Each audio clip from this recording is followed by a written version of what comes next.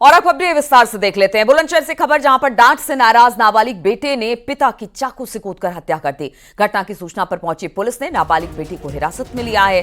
पूरा मामला कोतवाली देहात क्षेत्र के यमुनापुरम कॉलोनी का बताया जा रहा है। तो ये पूरा मामला जहां पर एक बेटे ने, वो भी नाबालिग, अपने पिता की हत्या कर दी। बताया जा रहा चाकू से हमला कर मौत के घाट अपने पिता को उतार दिया।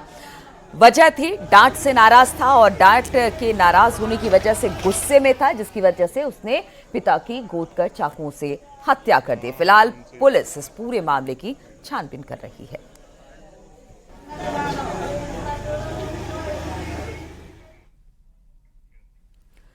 रायबरेली से खबर लेते हैं, जहां पर दो डंपरों के आमने सामने की जोरदार टक्कर हो गई। टक्कर इतनी जबरदस्त थी कि एक डंपर सड़क के किनारे जर्जर दुकानों को तोड़ते हुए जा घुसा। यह हादसा भदोखर थाना क्षेत्र के कस्बे का है, जहां पर रायबरेली प्रतापगढ़ रोड पर दो डंपरों की टक्कर हुई। हादसे में डंपर चालक उसी में फंस गया, जिसके बाद कटर से काटकर ड्राइवर को बाहर निकाला जा सका। तस्वीरें भी हम आपको दिखा रहे किस तरह से ये पूरी घटना सामने आई।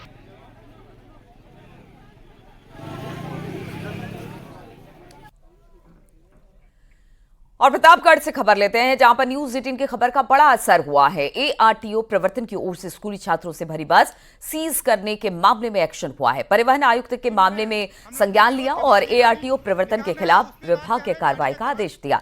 साथ ही परिवहन आयुक्त के प्रेस नोट में हिदायत दी गई कि इस तरह की घटना दोबारा ना हो। आपको बता दें, कुछ दिन पहले चेकिंग के दौरान स्कूली बच्चों से भरी बस को एआरटीओ ने सीज कर लिया था और सीज के बाद बच्चों से भरी बस को पकड़ एआरटीओ दफ्तर में खड़ा कर दिया गया। हंगामे के बाद बैकफुट पर एआरटीओ आया और उसी बस से बच्चों को घर तक छुड़वाया भी गया। ये देखिए मासूम बच्चों के साथ देखिए।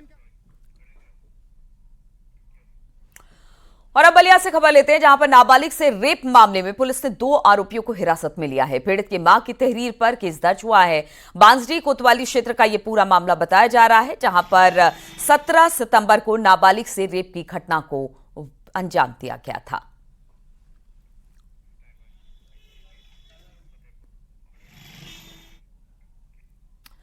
और फतेहपुर से खबर लेते हैं, जहां पर एक लड़के पर घर में घुसकर लड़की से रेप का आरोप लगा है। परिवार ने पकड़कर लड़की की पिटाई कर दी और फिर पुलिस को उसके बाद सौंप दिया। पुलिस पर केस दर्ज न करने का आरोप लगा। फतेहपुर के किशनपुर थाना क्षेत्र की यह घटना बताई जा रही है। तो घर में घुसकर इस लड़के ने रेप की बात हालांकि परिजन कह रहे हैं और इसके बाद इस लड़के की पिटाई भी की गई। बाद में पुलिस को सौंप दिया गया। ये पूरा मामला किशनपुर थाना क्षेत्र का बताया जा रहा है।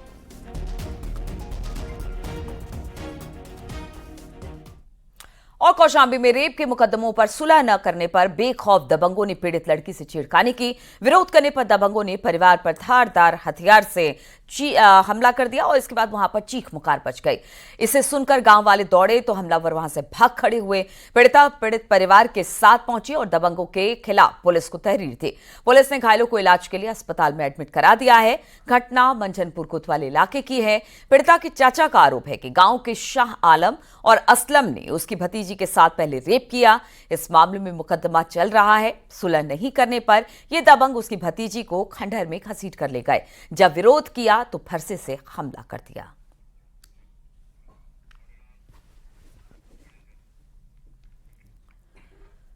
मुरादाबाद से बड़ी खबर आ रही है, जहां पर गुस्साई भीड़ ने युवक की जमकर पिटाई कर दी और उसकी कार को आग के हवाले कर दिया। युवक पर बच्चे के अपहरण की कोशिश का आरोप था। बताया जा रहा है कि बच्चे को जबरदस्ती कार में बिठाने का आरोप है। बच्चे ने भागकर किसी तरह से परिवार वालों से आपबीती बताई। इसके बाद भीड़ ने युवक की पिटाई कर दी। आप पिटाई का वीडियो वायरल हो रहा है। थाना गल्द शहीद की घटना ये बताई जा रही है। जो टांडा का निवासी है, टांडा रामपुर का, इसका नाम नसीर है, उसको लोगों ने, वहाँ के आसपास के लोगों ने उसके साथ मारपीट की और कुछ देर के बाद जब वहाँ से हमारे पुलिस वाले जा रहे थे, उन लोगों ने उसको वहाँ से उठा करके थाने ले आए और वहाँ पे जो खड़ी भीड़ थी उन्हें उसकी गाड़ी में आग लगा दी। और उसके बाद सूचना पे हम लोगों ने वहाँ पे तत्काल बाकी सारी फोर्स वहाँ पहुँची। उसके बाद उस कार में हम लोग पानी उनी से उसको बुझाने का प्रयास किए हैं। इस व्यक्ति को हम लोगों ने गिरफ्तार कर लिया है। इसमें जो बच्चे के पिताजी थे उसकी तरफ से हमें तहरीर मिली है। हम लोगों ने इसमें मुकदमा पंजीकृत कर लिया है और इसमें अग्रिम वैधानिक कार्रवाई की जा रही है। और इस वक्त लखनऊ से बड़ी खबर आ रही है, जहां पर महाठग राशिद नसीम की विदेशों में संपत्तियों को जल्द से जल्द जब्त किया जा सकता है। राशिद नसीम के खिलाफ ईडी ने फ्यूजिविटी इकोनॉमिक ऑफेंडर्स एक्ट के तहत मुकदमा दर्ज किया है। यह उत्तर प्रदेश का पहला मामला है जिसमें इस एक्ट के तहत मुकदमा दर्ज हुआ है। राशिद नसीम की कंपनी शाइन सिटी पर निवेशकों के करीब 60,000 करोड़ हड़पने का आरोप है। शाइन सिटी पर पूरे देश में 550 से ज्यादा मुकदमे दर्ज है। फ्यूजिटिव इकोनॉमिक ऑफेंडर्स एक्ट के तहत दोषी की विदेशों में भी संपत्ति जब्त होगी। ईडी की स्पेशल कोर्ट ने राशिद नसीम के खिलाफ इस विशेष एक्ट में मुकदमा दर्ज करने का आदेश दिया है। मुकदमे और छापेमारी के बाद राशिद नसीम विदेश भाग गया था। इस एक्ट के तहत विजय माल्या, नीरव मोदी, नितिन संसेरा, जुनैद इकबाल, मेनन, मेहुल चौकसी पर भी कार्रवाई हो चुकी है।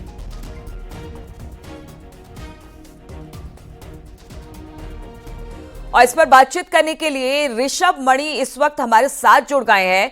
ऋषभ, जिस तरह के मुकदमे दर्ज हुए हैं, ये जो फ्यूजिटिव इकोनॉमिक ऑफेंडर्स एक्ट है वो क्या है और किस तरह से मुश्किल कर सकता है राशिद नसीम के लिए? देखिए, 2018 में ये जो भगोड़े अपराधी होते हैं, जो बड़ा आर्थिक अपराध करके देश से भाग जाते हैं, तो उनकी विदेशों में भी संपत्तियों को जब्त करने के लिए 2018 में एक स्पेशल एक्ट बना था जिसे फ्यूजिटिव इकोनॉमिक ऑफेंडर्स एक्ट कहा जाता है। इसमें उन आर्थिक अपराधियों की विदेशों में संपत्तियों को जब्त किया जाता है जिनके ऊपर 100 करोड़ रुपए से अधिक के आर्थिक अपराध के मामले दर्ज होते हैं। शाइन सिटी जो राशिद नसीम की कंपनी है, उसके ऊपर पूरे देश में 550 से ज्यादा मुकदमे दर्ज हैं और निवेशकों का करीब 60,000 करोड़ रुपया हड़पने का आरोप है। इस ग्रुप से जुड़े हुए तमाम आरोपी जेल में है। राशिद नसीम का भाई आसिफ नसीम भी जेल में है।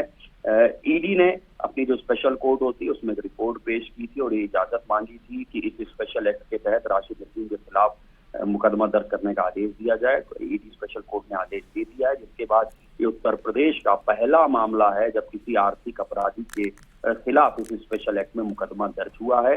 समय समय पर राशिद नसीम भी अपने ग्रुप के लोगों से इलेक्ट्रॉनिक माध्यम से जुड़ता है। इस तरह के सबूत भी ईडी को, ईओडब्ल्यू और तमाम एजेंसीज को मिले हैं।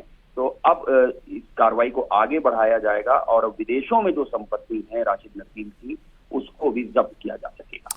ठीक है ऋषभ, बहुत बहुत शुक्रिया आपका जानकारी देने के लिए।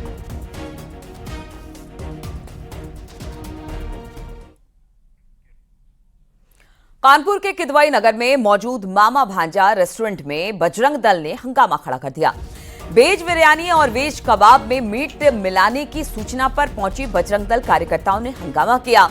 नाम और पहचान बदलकर रेस्टोरेंट चलाने का भी आरोप इन पर लगाया गया। तो बजरंग दल के कार्यकर्ताओं का हंगामा देखने को मिला। बताया जा रहा है कानपुर का मामला है, जहां पर वेज बिरयानी और वेज कबाब में मीट मिलाने की सूचना मिली बजरंग दल के कार्यकर्ताओं को।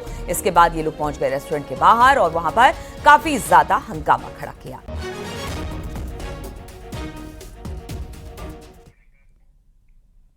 और हरदोई पुलिस अधीक्षक कार्यालय में तैनात प्रधान लिपिक को सोशल मीडिया पर धार्मिक उन्माद फैलाने के मामले में लाइन हाजिर कर दिया गया है। साथ ही पुलिस अधीक्षक ने इस मामले में जांच सीओ को सौंपी है और 7 दिन में जांच पूरी कर रिपोर्ट मांगी है। पुलिस अधीक्षक कार्यालय में तैनात उर्दू अनुवादक मोहम्मद अहमद पर सोशल मीडिया अकाउंट पर धार्मिक उन्माद से जुड़ी पोस्ट करने का आरोप है।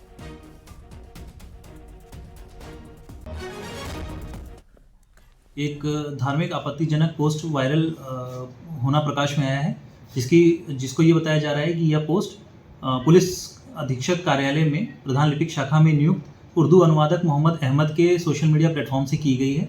इस पोस्ट का तत्काल संज्ञान लेते हुए प्रभारी सोशल मीडिया सेल की रिपोर्ट के आधार पर पुलिस अधीक्षक महोदय द्वारा उर्दू अनुवादक को तत्काल प्रभाव से पुलिस लाइन में स्थानांतरित कर दिया गया है। वह इस संबंध में प्रारंभिक जाँच की जा रही है। जांचोपरांत जो भी तथ्य प्रकाश में आएंगे उसमें अग्रिम कार्रवाई की जाएगी। शाहजहांपुर पुलिस ने एक शातिर को गिरफ्तार किया। पुलिस ने इसके पास एक तमंचा, कारतूस बरामद किया। आर्म्स एक्ट के तहत बदमाश को थाना रोजा इलाके से गिरफ्तार कर लिया गया। मुखबिर की सूचना पर गिरफ्तार बदमाश सल्लिया गांव का रहने वाला बताया जा रहा है।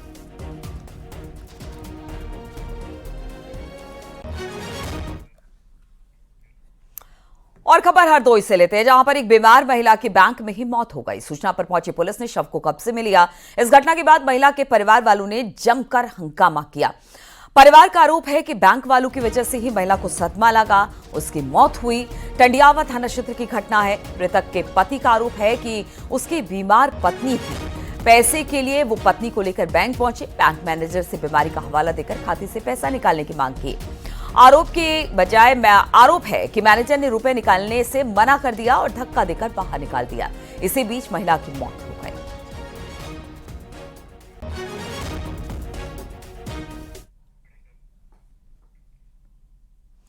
शाहजहांपुर में बाढ़ के कारण सब्जियों की फसल पूरी तरह से तबाह हो गई है। अब सब्जियों के दाम भी बढ़ने लगे हैं। टमाटर, प्याज समेत अन्य सब्जियों की कीमत में बढ़ोतरी हुई है। 30% सब्जियां इस वक्त बढ़ी हुई है और इससे आम लोग परेशान हैं। सब्जियों के दाम में 20 से 30% तक बढ़ोतरी हुई है। हफ्ते भर पहले तक 30 रुपए किलो बिकने वाला टमाटर 80 रुपए किलो बिक रहा है। लौकी, तुरई, गोभी, धनिया के दाम दुगने दामों पर बिक रहे हैं।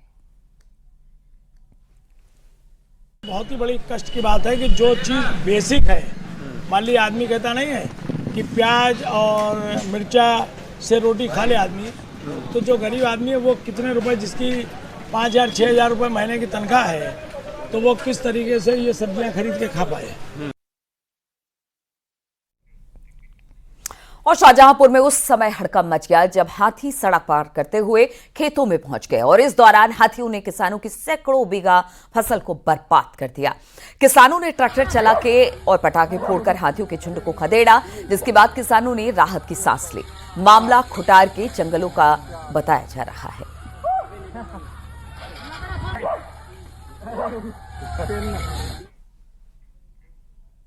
और रुकेंगे यहाँ पर छोटे से ब्रेक के लिए, जल्द हाजिर होंगे।